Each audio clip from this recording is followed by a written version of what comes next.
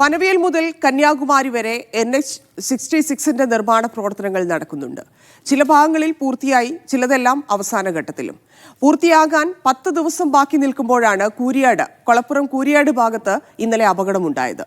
നിർമ്മാണ സമയത്ത് തന്നെ നാട്ടുകാർ ആശങ്കയുന്നയിച്ചിരുന്നു, പ്രതിഷേധിച്ചിരുന്നു. എന്നിട്ടും ആ പണി പൂർത്തിയാക്കുകയായിരുന്നു. അതിന്റെ പൂർണ്ണതയിലേക്ക് എത്താൻ ഇനി 10 ദിവസം മാത്രമാണ് ബാക്കിയുണ്ടായിരുന്നത്. ശേഷം രാഷ്ട്രീയമായും ഈ വിഷയത്തെ, ഈ അപകടത്തിന് ശേഷം ഇന്നലെ നമ്മൾ ആ പ്രതിഷേധമൊക്കെ കണ്ടതാണ്. എങ്ങനെയാണ് നാട്ടുകാർ ആ വിഷയത്തിൽ ഇടപെട്ടത്, എത്രത്തോളം ഭയം ആ ഒരു സംഭവം കാരണം ഉണ്ടായി എന്നൊക്കെയുള്ളത് കണ്ടതാണ്. അതിലെ അശാസ്ത്രീയ നിർമ്മാണവുമായി ബന്ധപ്പെട്ട് പലരുടെ അഭിപ്രായങ്ങളും നമ്മൾ കേട്ടതാണ്. അപ്പം അതിനപ്പുറത്തേക്ക് രാഷ്ട്രീയമായിട്ടും ഇതിനെ ഉപയോഗപ്പെടുത്തുന്നു എന്നതും കഴിഞ്ഞ മണിക്കൂറുകളിൽ നമ്മൾ കണ്ടുകൊണ്ടിരിക്കുകയാണ്. സർക്കാരിനെതിരെ പ്രതിപക്ഷം അതൊരു ടൂളാക്കി മാറ്റുന്നതും ഉണ്ട്. ഇവിടെ KNR എന്ന കമ്പനിക്കാണ് ഇതിന്റെ നിർമ്മാണ കരാർ എന്നത് നമുക്കറിയാം. അത് നൽകിയതുൾപ്പെടെ അതിന്റെ ഡിസൈൻ, കരാർ, സൂപ്പർവിഷൻ, നിർമ്മാണം, മെയിൻ്റെനൻസ് ഇതെല്ലാം NHAA ആണ്. അതിന്റെ എല്ലാം ഉത്തരവാദിത്തം NHAAയ്ക്കാണ്. ഒരു ഉത്തരവാദിത്വവും കേരള സർക്കാരിനില്ല എന്നാണ് നമ്മൾ ഇതിനെക്കുറിച്ച് മനസ്സിലാക്കുന്നത്. പക്ഷേ അതിനപ്പുറത്തേക്കുള്ള രാഷ്ട്രീയമായിട്ടുള്ള ഉത്തരവാദിത്തങ്ങൾ ഇല്ലെങ്കിൽ എങ്ങനെയാണ് കേരളത്തിലെ ഒരു പദ്ധതി കേരള സർക്കാർ കൂടി അതിന്റെ ഭാഗമാകുന്നത് എന്ന തരത്തിലൊരു ഉത്തരവാദിത്വം കേരളത്തിനുണ്ട് എന്നതിനപ്പുറത്തേക്ക് ഇതിന്റെ നിർമ്മാണവുമായി ബന്ധപ്പെട്ടിട്ടുള്ള, ഇല്ലെങ്കിൽ ഈ അപകടവുമായി ബന്ധപ്പെട്ട് മറുപടി പറയേണ്ടത്, ഇല്ലെങ്കിൽ ഇതിൽ കൃത്യമായിട്ടുള്ളൊരു വിശദീകരണം നൽകേണ്ടത് ഈ പറഞ്ഞതുപോലെ നാഷണൽ ഹൈവേ അതോറിറ്റിയാണ്. അപ്പം ദേശീയപാതയുടെ ഈ രൂപം, മാനദണ്ഡങ്ങൾ ഇതെല്ലാം നിശ്ചയിക്കുന്നത് ദേശീയപാത അതോറിറ്റിയാണ്.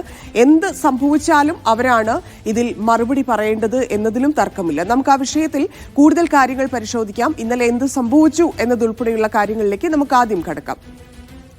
ഇന്നലെയാണ് ഈ NHലെ 250 മീറ്ററോളം റോഡും സർവീസ് റോഡും ഇടിഞ്ഞു താണത്. നമ്മൾ ആ കാഴ്ച കണ്ടതാണ്. വളരെ പേടിപ്പെടുത്തുന്ന കാഴ്ച. അതായത് ഒരു കുന്നിടിഞ്ഞു പോയതുപോലെ അത്രയധികം, അതായത് ഏതാണ്ട് 18 മീറ്റർ നീളമുണ്ട് ഈ പറയുന്ന റോഡിന്. അതിന്റെ താഴെയാണ് ഈ സർവീസ് റോഡ് കിടക്കുന്നത്. അപ്പോൾ അത് നമുക്കൊരു കുന്നിടിഞ്ഞതുപോലെയാണ് നമ്മൾ ആ ദൃശ്യങ്ങളിൽ അത് കണ്ടുകൊണ്ടിരുന്നത്. അപ്പം അതിന്റെ, അതായത് 250 മീറ്ററോളമാണ് റോഡ് ഇടിഞ്ഞത്. അപകടം ഈ നേരത്തെ ഞാൻ സൂചിപ്പിച്ചതുപോലെ 11 ദിവസം മാത്രമാണ് അത് പൂർത്തിയാക്കാൻ ബാക്കിയുള്ളത്. മറ്റൊന്ന്, ഈ പാടത്ത് ഏതാണ്ട് ഒരു 18 മീറ്ററോളം ഉയരത്തിൽ മണ്ണിട്ട് നിർമ്മിക്കുന്ന പ്രധാന പാതയാണ്. അതായത് ഈ പറഞ്ഞതുപോലെ അത്രയധികം ഉയരമാണ്. നമുക്ക് ഈ പറയുന്ന NH-66 ചില ഭാഗങ്ങളിൽ നമുക്കത് മനസ്സിലാകും. വളരെ ഹൈറ്റിലാണ് അത്. ഒരു പക്ഷേ ഇത് ക്രമീകരിക്കാൻ ഇതിന്റെ ഒരു നമുക്കറിയാമല്ലോ, റോഡ് പണിയുമ്പോൾ സ്വാഭാവികമായിട്ട് ഉയർന്ന സ്ഥലങ്ങളിലൊക്കെ കുറച്ച് താഴ്ത്താനും, താഴ്ന്ന സ്ഥലങ്ങൾ മണ്ണിട്ട് നികത്തി പൊക്കാനും ഒക്കെയുള്ള ആ രീതിയിലൊക്കെയാണ് നിർമ്മാണങ്ങൾ നടക്കുന്നത്. അപ്പം ഈ നാഷണൽ ഹൈവേയുടെ കാര്യത്തിൽ അത് കുറച്ച് കൂടുതലാണെന്ന് പല സ്ഥലങ്ങളിലും നമുക്ക് കാണുമ്പോൾ തോന്നും. പക്ഷേ അത് ആ രീതിയിൽ തന്നെ ആയിരിക്കണം ക്രമീകരിക്കുക എന്നൊക്കെ വിചാരിച്ച് നമ്മളത് അത്ര കാര്യമാക്കാറുമില്ലായിരുന്നു. ഇതിൽ 4 മീറ്ററോളം ഉയരത്തിലുള്ള സർവീസ് റോഡാണ് താഴെ കൂടി പോകുന്നത്. സർവീസ് റോഡുകൾ എപ്പോഴും നമുക്കറിയാം, ഇതുമായി ബന്ധപ്പെടുത്തി നോക്കുമ്പോൾ വളരെ ചെറിയ റോഡായിരിക്കും. 4 മീറ്റർ മാത്രമുള്ളൊരു റോഡാണ്. ആ റോഡും കൂടിയാണ് ഇടിഞ്ഞത്. ആ റോഡിൽ കൂടിയായിരുന്നു ഇന്നലെ വാഹനങ്ങൾ, 3 കാറാണ് ഇതിൽ അപകടത്തിൽപ്പെട്ടത്. ആ 3 വണ്ടിയും കടന്നുപോയത് ഈ സർവീസ് റോഡിൽ കൂടിയായിരുന്നു.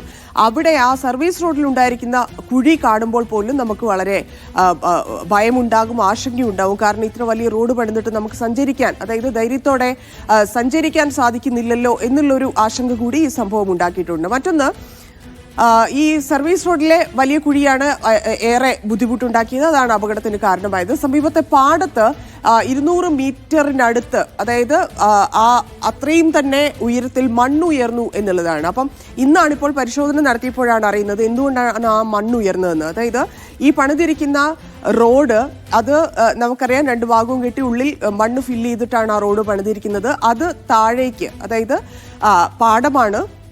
സ്വാഭാവികമായിട്ടും മഴ പെയ്യുമ്പോൾ വെള്ളം കെട്ടി നിന്ന സ്ഥലമാണെന്നാണ് പറഞ്ഞു കേട്ടിട്ടുള്ളത്. അതായത് അവിടെ മുഴുവനായി മഴക്കാലമാവുമ്പോൾ ഒരു തടാകം പോലെ വെള്ളം കെട്ടി നിൽക്കുന്ന സ്ഥലമാണ്. സ്വാഭാവികമായിട്ട് ഈ കഴിഞ്ഞ 2 ദിവസത്തെ മഴയ്ക്ക് അത്രയധികം വെള്ളമുണ്ടാവും. അത് താഴേക്ക് പോയിട്ടുണ്ടാകും. ആ താഴേക്ക് പോയതിന്റെ ആ ഒരു ആഘാതത്തിലാണ് ഈ പറഞ്ഞ പാടത്ത് ഏതാണ്ട് 200 മീറ്റർ ദൂരത്തിൽ മണ്ണ് ഉയർന്നു നിൽക്കുന്നത്. അതായത് അതിന്റെ ആ പ്രഷറിലാണ് ഈ മണ്ണ് അവിടെ മാറി നിൽക്കുന്നത്.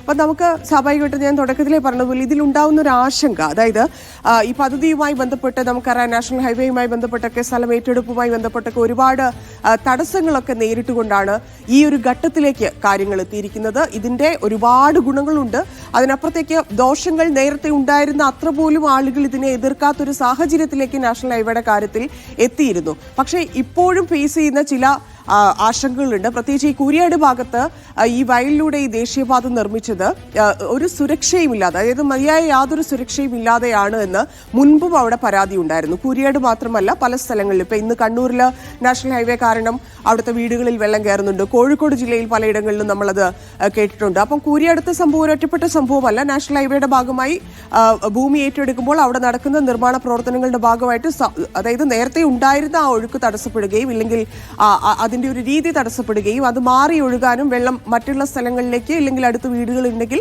അങ്ങോട്ട് കയറാനും ഒക്കെ. അപ്പോൾ ഒരു മഴ കഴിഞ്ഞാൽ മാത്രമേ ഒരുപക്ഷെ അതിനെക്കുറിച്ചുള്ള ഒരു ധാരണയുണ്ടാകൂ. അതിനനുസരിച്ചായിരിക്കും അടുത്ത ക്രമീകരണങ്ങൾ നടക്കുക എന്നാണ് മനസ്സിലാക്കുന്നത്. അപ്പം എന്തായാലും ഈ വയലിൽ മണ്ണിട്ട് ഉയർത്തിക്കൊണ്ടാണ് ഈ റോഡ് നിർമ്മിച്ചിരിക്കുന്നത്.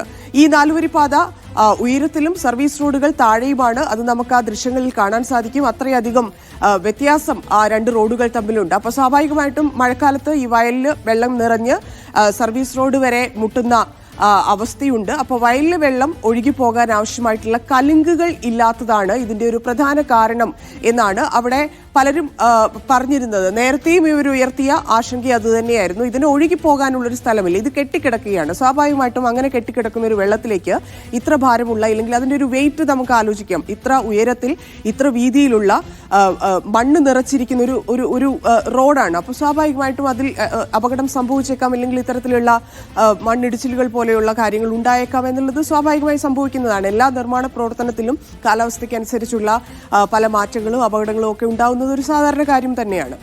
അപ്പോൾ ഈ വയലിൽ വെള്ളം കെട്ടി നിൽക്കുന്നത് അത് റോഡിലേക്ക് എത്തിയിരുന്നു. റോഡിന്റെ നിർമ്മാണ സമയത്തും ഈ പ്രദേശവാസികളൊക്കെ ഈ കാര്യം ചൂണ്ടിക്കാട്ടിയിരുന്നു. പക്ഷേ ആ സമയത്ത് അധികൃതർ അത് അവഗണിച്ചു എന്നാണ് നമുക്കറിയാൻ സാധിച്ചത്.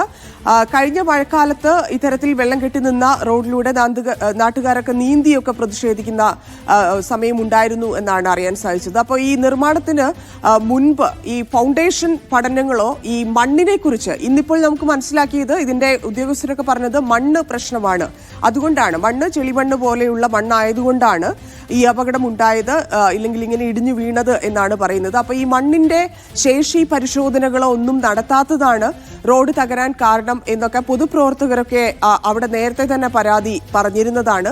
മാസങ്ങൾക്ക് മുൻപ് തന്നെ ഇതുമായി ബന്ധപ്പെട്ടുള്ള, അതായത് അവിടെ ഇത് പണിയാൻ വേണ്ടി കൊണ്ടുവച്ച കോൺക്രീറ്റ് കട്ടകൾക്ക് വിള്ളലുണ്ടായപ്പോൾ പോലും കഴിഞ്ഞ മഴക്കാലത്ത് സർവീസ് റോഡ് ചെറിയ രീതിയിൽ താഴ്ന്ന സമയത്തും ഒക്കെ നടപടികൾ എടുക്കണം, ഇല്ലെങ്കിൽ ഇത് അപകടത്തിലേക്കാണ് എന്നൊക്കെയുള്ള മുൻകരുതലുകൾ എടുക്കണമെന്നാവശ്യപ്പെട്ട് പൊതുപ്രവർത്തകർ ഉൾപ്പെടെയുള്ള ആളുകൾ ഈ ഉദ്യോഗസ്ഥരെയൊക്കെ സമീപിച്ചിരുന്നു എന്നാണ് പറയുന്നത്. അവസാനം അതൊരു വലിയ അപകടത്തിലേക്ക്, നമുക്ക് ആശ്വസിക്കാവുന്നത് ആർക്കും പരിക്കൊന്നും പറ്റിയിട്ടില്ല എന്നുള്ളത് മാത്രമാണ്. എന്തായാലും ഈ അപകട സാധ്യത നേരത്തെ കണ്ടതാണ്, അത് ഒഴിവാക്കാവുന്നതായിരുന്നു എന്നാണ് നാട്ടുകാർ ഇപ്പോഴും പറയുന്നത്. മറ്റൊന്ന്, ഇതിലിപ്പോൾ ആരോപിക്കുന്ന 2 ദിവസമായിട്ട് നമ്മൾ കണ്ടുകൊണ്ടിരിക്കുകയാണ് എങ്ങനെയൊക്കെയാണ് ആരോപണങ്ങളും തിരിച്ചുള്ള മറുപടികളും ഒക്കെ വരുന്നതെന്ന് നമ്മൾ കണ്ടതാണ്. അവിടെ റോഡ് ഉപരോധിക്കുന്നുണ്ടായിരുന്നു. നാട്ടുകാർ വലിയ പ്രതിഷേധത്തിലാണ്, പ്രതിപക്ഷം വലിയ പ്രതിഷേധത്തിലാണ്. ഇതുമായി ബന്ധപ്പെട്ട് വി ടി ബൽറാമിന്റെയൊക്കെ പോസ്റ്റുകൾ നമ്മൾ വായിച്ചതാണ്. പക്ഷേ ഇവിടെ ഒരു പ്രശ്നം, ഇതിൽ സംസ്ഥാന സർക്കാരിന് പ്രത്യേകിച്ച് ഇതിലൊന്നും ചെയ്യാനില്ല എന്നുള്ളതാണ്. കാരണം ഇതിന്റെ നിർമ്മാണം KNR കൺസ്ട്രക്ഷൻസ് എന്നുള്ള ഒരു കമ്പനിയാണ്. അതായത് ആ കൺസ്ട്രക്ഷൻ കമ്പനിയാണ് ഇതിന്റെ നിർമ്മാണ ചുമതല ഏറ്റെടുത്തിരിക്കുന്നത്. അവരിത് കേരളത്തിന്റെ ഒരു ഭൂപ്രകൃതി പരിഗണിച്ചാണോ, നമ്മൾ ഓരോ വികസന പ്രവർത്തനങ്ങൾ വരുമ്പോഴും അത് തുടക്കത്തിലെ നമുക്കറിയാം, കഴിഞ്ഞ കാലത്തുണ്ടായ പല വികസനത്തിന്റെ തുടക്കകാലത്ത് എല്ലാ രീതിയിലും ഒരുപക്ഷെ അത് പ്രതിപക്ഷമായിരിക്കാം, ഇപ്പോൾ LDF പ്രതിപക്ഷത്തുള്ളപ്പോൾ എന്നൊക്കെ തടഞ്ഞു എന്ന് നമ്മൾ കണ്ടതാണ്. പിന്നീട് അവർ ഓരോന്നായി ഇപ്പം വിഴിഞ്ഞം ഉൾപ്പെടെയുള്ള കാര്യങ്ങൾ അവർ നടപ്പിലാക്കുന്നതും കണ്ടതാണ്. പക്ഷേ അല്ലാതെയുള്ള പ്രതിഷേധങ്ങളെല്ലാം ഉയരുന്ന ഒരു പ്രധാനപ്പെട്ട കാര്യം അതിന്റെ ഭൂപ്രകൃതി പരിഗണിച്ചാണോ നിർമ്മാണം എന്നുള്ളതാണ്. പരിസ്ഥിതി പ്രവർത്തകർ ഉൾപ്പെടെ ആവശ്യപ്പെടുന്ന കാര്യമാണ്. അവർക്ക് കൃത്യമായിട്ട് അതിന്റെ ഡേറ്റ ലഭ്യമാകാറില്ല. പലപ്പോഴും ആളുകളെ കൺവിൻസ് ചെയ്യുക, ഇല്ലെങ്കിൽ ഇതുമായി ബന്ധപ്പെട്ടുള്ള കാര്യങ്ങൾ അവർക്ക് പറഞ്ഞു കൊടുക്കുക, ബോധവൽക്കരിക്കുക എന്നുള്ള ഒരു സ്റ്റെപ്പ് കൂടിയുണ്ട്. അതൊരിക്കലും ഒരു കാലത്തും ഒന്നിലും സംഭവിച്ചിട്ടില്ല എന്നുള്ളതാണ് ഈ യാഥാർത്ഥ്യം. അപ്പോൾ ഈ കേരളത്തിന്റെ ഒരു ഭൂപ്രകൃതി പരിഗണിച്ചുകൊണ്ടാണോ ഈ KNR കൺസ്ട്രക്ഷൻസ് ഈ കൺസ്ട്രക്ഷൻ നടത്തിയത് എന്നുള്ളതാണ്. അതായത് അത് കൃത്യമായി ഇപ്പൊ പാടവും വെള്ളക്കെട്ടും ഒക്കെയുള്ള സ്ഥലത്ത് അതുമായി ബന്ധപ്പെട്ടുള്ള പരിശോധനകൾ നടന്നോ എന്ന് അറിയേണ്ടതുണ്ട്. കരഭൂമിയിൽ നടത്തേണ്ട നിർമ്മാണമാണോ ഈ പാടം ഭാഗങ്ങളിൽ നടത്തേണ്ടത് എന്ന ചോദ്യം കഴിഞ്ഞ 2 ദിവസമായിട്ട് ഉയർന്നു കേൾക്കുന്നുണ്ട്. അത് കേരളത്തിന്റെ പല ഭാഗങ്ങളിലും നമ്മൾ കേട്ടിട്ടുള്ളതുമാണ്. മറ്റൊന്ന്, പണി തീർക്കാനുള്ള തിടുക്കം ചതിച്ചോ എന്നുള്ളതാണ്. 2025 ഇതിന്റെ നിർമ്മാണം തീർക്കേണ്ടതുണ്ട്. അതുകൊണ്ട് തന്നെ ഇതിലൊരു തിടുക്കം കാണിച്ചോ സർക്കാർ എന്നുള്ളത് പരിശോധിക്കണം. മാത്രമല്ല, ഈ കൺസ്ട്രക്ഷൻ കമ്പനി ഇല്ലെങ്കിൽ ഹൈവേ അതോറിറ്റി ഈ കാര്യത്തിൽ തിടുക്കം കാണിച്ചതുകൊണ്ടാണോ ഇത് സംഭവിച്ചത്? കാരണം എങ്ങനെയെങ്കിലും ഇത് തീർത്തു വെക്കാം എന്നുള്ളതിലേക്ക് പോയിട്ടുണ്ടോ എന്നതും പരിശോധിക്കണം. മറ്റൊന്ന്, NHAയുടെ വിശദീകരണമാണ്. ഇപ്പൊ ദേശീയപാതയുടെ രൂപവും ഈ മാനദണ്ഡങ്ങളും ഒക്കെ നിശ്ചയിക്കുന്നത് ദേശീയപാത അതോറിറ്റിയാണ്. എന്ത് സംഭവിച്ചാലും അവരാണ് ഇതിൽ മറുപടി പറയേണ്ടത്. അവരിൽ നിന്ന് കൃത്യമായിട്ടുള്ള പഠനത്തിന് ശേഷമായിരിക്കും. ഇപ്പൊ നമുക്കറിയാം, നാളെ അന്വേഷിക്കാൻ 3-അംഗ സംഘം അങ്ങോട്ട് എത്തുന്നുണ്ട്. ആ 3-അംഗ സംഘത്തിന്റെ അന്വേഷണത്തിന്റെ ഭാഗമായിട്ടായിരിക്കും ഒരുപക്ഷെ വിശദീകരണം കൃത്യമായിട്ട് NHAയോ ഈ വിഷയത്തിൽ തരുന്നത്. NHAയുടെ വിശദീകരണത്തിലായിരിക്കാം ഒരുപക്ഷെ എന്താണ് ഇതിൽ പഠനങ്ങൾ നടത്തിയോ, അവിടെ ഇത്തരത്തിലുള്ള കൺസ്ട്രക്ഷൻ നടത്താൻ സാധ്യമല്ലേ എന്നൊക്കെയുള്ള കാര്യങ്ങൾ നമുക്കറിയാൻ സാധിക്കുകയുള്ളൂ. ഇതിനപ്പുറത്തേക്ക് അവിടുത്തെ ആളുകൾ ആവശ്യപ്പെടുന്ന മറ്റൊരു കാര്യമുണ്ട്. ഇവിടെ മുഴുവനായി അത് പൊളിച്ചു നീക്കുക എന്നുള്ളത് വലിയ സാമ്പത്തിക ബാധ്യത ഉണ്ടാക്കുന്ന, ഇല്ലെങ്കിൽ കുറച്ചുകൂടി റിസ്ക് ഉണ്ടാവുന്ന ഒരു കാര്യമാണ്. മുഴുവനായി അത് പൊളിച്ചു, നമുക്ക് ആ ദൃശ്യങ്ങളിൽ കാണാം, അത്രയധികം ഭാഗം പൊളിച്ചു മാറ്റി അവിടെ ഒരു ഓവർ ബ്രിഡ്ജ് എന്നതാണ് നാട്ടുകാരൊക്കെ സജസ്റ്റ് ചെയ്യുന്നത്. അത് കൂടുതലായിട്ട് അതിനെക്കുറിച്ച് അറിയുന്ന ഇതിന്റെ അവിടുത്തെ ഒരു ഭൂമിശാസ്ത്രവും ഒപ്പം തന്നെ എഞ്ചിനീയറിംഗ് വർക്ക്സും അക്കാര്യങ്ങളും ഒക്കെ അറിയുന്ന ആളുകളാണ് ഇത് തീരുമാനിക്കേണ്ടത്. ഇല്ലെങ്കിൽ ഇതിൽ തീരുമാനമെടുക്കേണ്ടത് യൂണിയൻ സർക്കാരാണ്. പക്ഷേ അതിനപ്പുറത്തേക്ക് ഇവരുടെ ആശങ്കകൾ പരിഗണിച്ചുകൊണ്ടായിരിക്കണം അതിന്റെ നിർമ്മാണ പ്രവർത്തനങ്ങൾ ഇനിയും നടത്തേണ്ടത് എന്നുള്ളൊരു അഭിപ്രായം പൊതുവെ ഉയർന്നു വരുന്നുണ്ട്. ഇനി എങ്ങനെയാണ് ഇതിൽ പഠനം നടത്തുക, എന്ത് വിശദീകരണമായിരിക്കും NHA നൽകുക എന്നൊക്കെയുള്ള കാര്യത്തിന്റെ വിശദാംശങ്ങൾ നൽകും മുഹമ്മദ് അസ്ലം.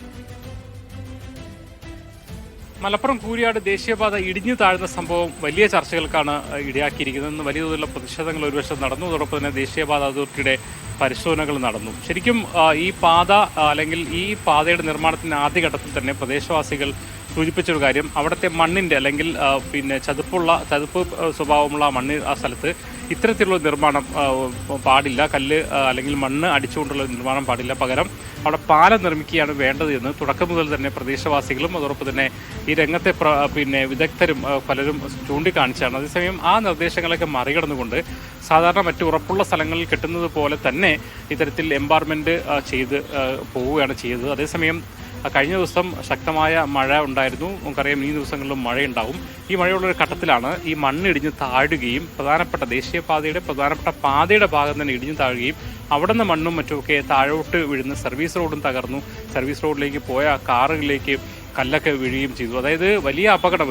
ഒരുപാട് വാഹനങ്ങൾ ഉണ്ടായിരുന്നുവെങ്കിൽ, രാത്രിയിലൊക്കെ ആയിരുന്നെങ്കിൽ വലിയ ആൾനാശത്തിലേക്ക് പോകാൻ കഴിയുന്ന ഒരു വലിയ അപകടമാണ് ഉണ്ടായത്. അതുകൊണ്ട് തന്നെ വളരെ ഗൗരവത്തോടു കൂടിയാണ് രാഷ്ട്രീയ പ്രവർത്തകരും പൊതുസമൂഹമൊക്കെ തന്നെ ഈ വിഷയത്തിൽ ഇടപെട്ട് ഇന്ന് മലപ്പുറം കളക്ടറേറ്റിൽ നടന്ന ചർച്ചയിൽ PK കുഞ്ഞാലിക്കുട്ടി അടക്കമുള്ള പ്രധാനപ്പെട്ട നേതാക്കളാണ് പങ്കെടുത്തത്. അവർ ഉന്നയിക്കുന്ന പ്രധാനപ്പെട്ട ആക്ഷേപം എന്ന് പറയുന്നത് ഭൂപ്രകൃതിയെ പരിഗണിച്ചുകൊണ്ടുള്ള ഒരു മാറ്റങ്ങൾ വരുത്തണമെന്ന പ്രദേശവാസികളുടെയും രാഷ്ട്രീയ ജനപ്രതിനിധികളുടെയും ആവശ്യങ്ങൾ പരിഗണിക്കാതെ എല്ലായിടത്തും ഒരേപോലുള്ള നിർമ്മാണ രീതി വെച്ചതാണ് ഇത് പ്രശ്നം. ഇനി മഴ കണക്കാനിരിക്കുന്നു, കാലവർഷം വരാനിരിക്കുന്നു, ഇനി ഇതിലും വലിയ അപകടങ്ങൾ ഉണ്ടാകും. അതുകൊണ്ട് തന്നെ ഈ വിഷയത്തിൽ വളരെ ശാസ്ത്രീയമായ പഠിച്ചുകൊണ്ട് വളരെ പെട്ടെന്ന് ശാശ്വതമായ പരിഹാരത്തിലേക്ക് പോകണം. ഇല്ലെങ്കിൽ കടുത്ത പ്രക്ഷോഭത്തിലേക്ക് കടക്കുമെന്നാണ് അറിയിച്ചിരിക്കുന്നത്. ഇത് കൂരിയാട് മാത്രമല്ല, എന്നുണ്ട് മറ്റ് പല സ്ഥലങ്ങളിലും ഇന്ന് കോഴിക്കോട് മലാപ്പറമ്പിൽ ഉൾപ്പെടെ കണ്ണൂരിലൊക്കെ തന്നെയും ഈ സർവീസ് റോഡുകൾ ഇടിഞ്ഞു താഴ്ന്നൊരു കാഴ്ച എന്ന് കണ്ടു. അതുകൊണ്ട് തന്നെ വളരെ ഗൗരവത്തോടുകൂടിയാണ്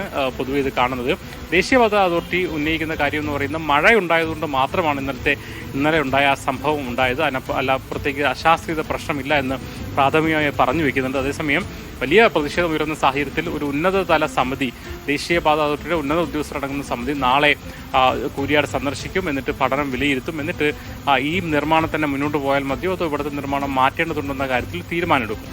ഈ നിർമ്മാണം തന്നെ മുന്നോട്ട് പോകാൻ തീരുമാനിക്കുകയാണെങ്കിൽ സ്വാഭാവികമായിട്ടും പ്രതിഷേധം ഉയരുന്ന കാര്യത്തിൽ സംശയമില്ല. അതേസമയം മാറ്റാൻ തീരുമാനിച്ചാലും അതും വലിയ സമയം എന്തായാലും വലിയ സമയം എടുക്കുന്ന കാര്യമായിരിക്കും. കാരണം വീണ്ടും തീരുമാനത്തിലേക്ക് മാറ്റുമ്പോൾ അതിനനുസരിച്ചുള്ള സമയമെടുക്കും. അത്രയും ആ ഒരു റീച്ച് പൂർത്തീകരിക്കുന്നതിന് ഒരുപാട് സമയമെടുക്കും. മാത്രമല്ല ഇപ്പം മഴക്കാലമാണ്, നേരത്തെ പോലെ വേഗത്തിൽ പണി നടക്കുകയില്ല. എന്തായാലും പറഞ്ഞതുപോലെ മഴക്കാലമാണ്, മഴക്കാലത്താണ് ഇത്തരത്തിലുള്ള നിർമ്മാണങ്ങളുടെയൊക്കെ അപാകത ഇല്ലെങ്കിൽ എന്തൊക്കെ പരിഹരിക്കാനുണ്ട് എന്നൊക്കെയുള്ളതിൽ നമുക്ക് അറിയാൻ സാധിക്കുകയുള്ളൂ. അപ്പോൾ മലാപ്പറമ്പൊക്കെ സർവീസ് റോഡ് ഇടിഞ്ഞു താഴ്ന്നു എന്നൊക്കെ പറയുന്നുണ്ട്. അപ്പോൾ സ്വാഭാവികമായിട്ടും അങ്ങനെയുള്ള അപാകതകൾ പരിഹരിച്ച് മുന്നോട്ട് പോകും. അതെല്ലാവർക്കും ഉപകാരപ്പെടുന്ന രീതിയിലേക്ക് ഹൈവേ ആർക്കും ആശങ്കയുണ്ടാക്കാത്ത, പേടിയുണ്ടാക്കാത്ത തലത്തിലേക്ക് എത്തും എന്ന് പ്രതീക്ഷിക്കാം.